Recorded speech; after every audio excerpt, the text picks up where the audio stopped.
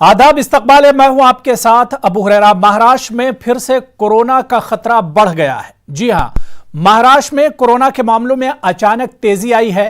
कई अजला में तकरीबात पर पाबंदी आयद की गई है। कहीं स्कूल कॉलेजेस बंद करने का हुक्म दिया गया है, तो कहीं रात का लॉकडाउन और कहीं कहीं वीकेंड यानी शनिचर और इतवार का लॉकडाउन का ऐलान किया गया है।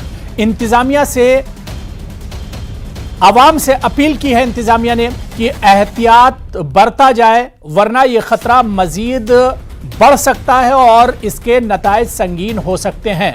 सवाल यह उठता है कि अचानक कोरोना केसेस में आखिर इतनी तेजी क्यों आई? क्या सरकार और इंतजामिया की जानिब से कोरोना की अनदेखी की गई, या कोरोना का खौफ अब खत्म हो रहा है और यही एक तरह से वबाले जान बना हुआ है, या आवाम ने भी एक तरह से कोरोना की अनदेखी की है?